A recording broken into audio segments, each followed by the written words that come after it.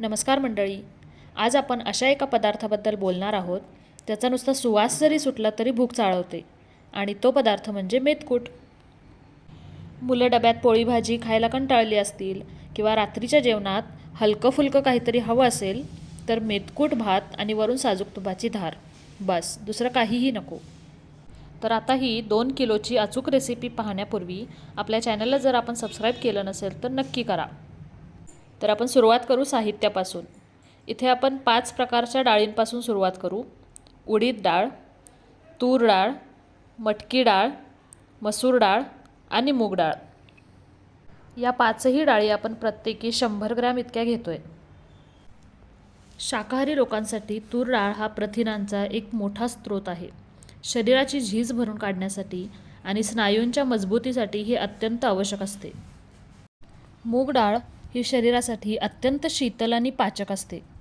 उडीद डाळ ऊर्जा वाढवण्यासाठी आणि हाडांच्या मजबूतीसाठी उत्तम आहे.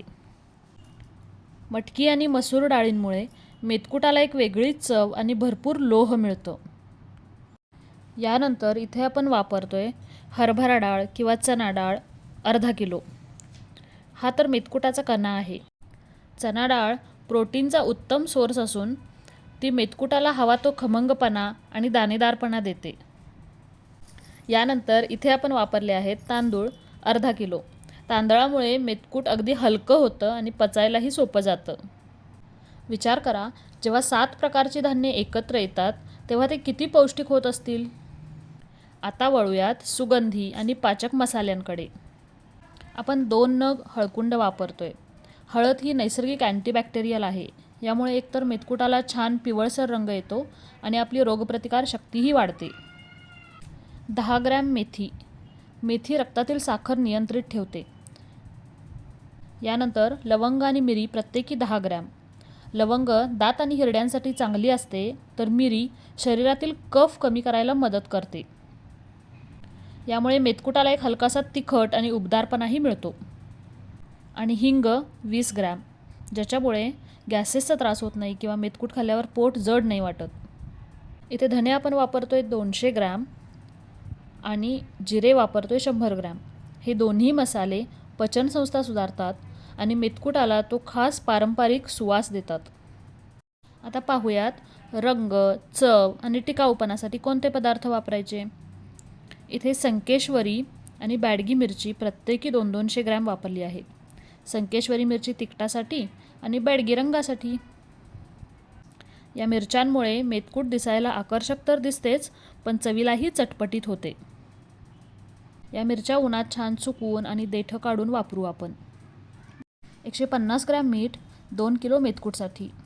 मीठ हे एक नॅचरल प्रिझर्वेटिव्ह आहे, जे तुमचं मेथकूट वर्षभर खराब नाही होऊ देणार.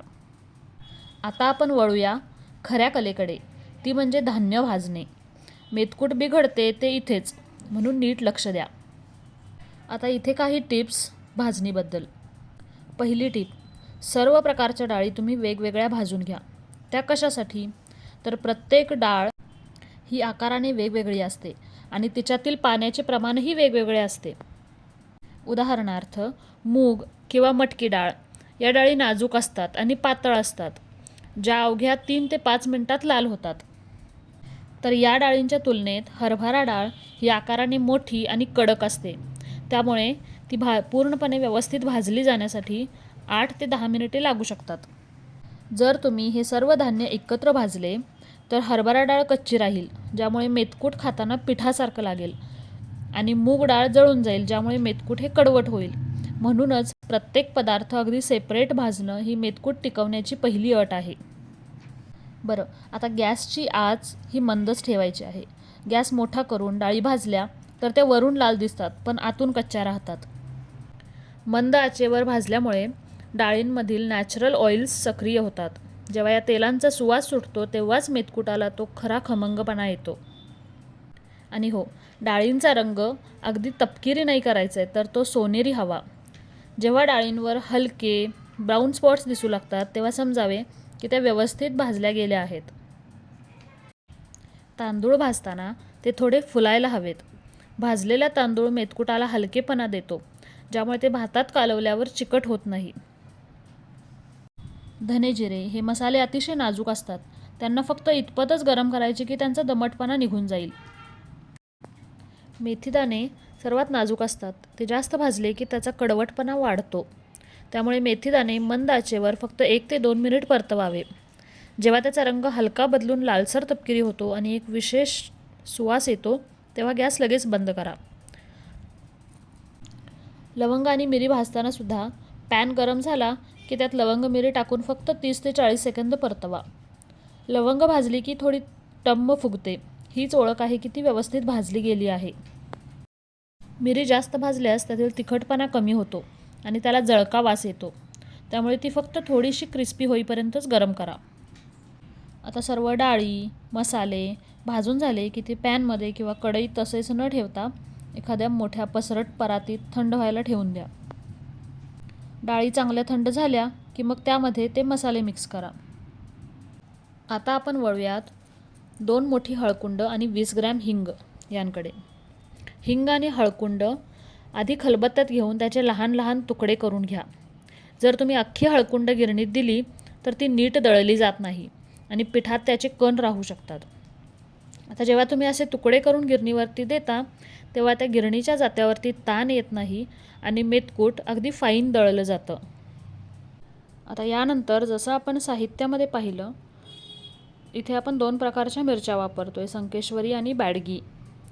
या मिरच्या छान उन्हात वाळवून त्याची देठं काढून वापरतोय आपण. बरं, जसे आपण हिंग हळकुंड बारीक करून घेतले तसेच या मिरच्यासुद्धा मिक्सरला थोड्या मोठ्या मोठ्या फिरवून त्याची जाडसर पूड करून द्या, जेणेकरून ते मेथकूटमध्ये अगदी व्यवस्थित मिसळले जातील. जर का आपण या मिरच्या तशाच डाळीत टाकल्या तर दळताना त्या नीट बारीक नाही होत. बरं, आणखीन एक महत्त्वाची टीप ती म्हणजे मीठ आणि मिरची सर्वात शेवटी, म्हणजे जेव्हा तुम्ही चक्कीवर किंवा गिरणीवर जाल तेव्हाच मिक्स करा. यामुळे मिश्रणाला पाणी सुटत नाही आणि मेथकूट कोरडं राहतं.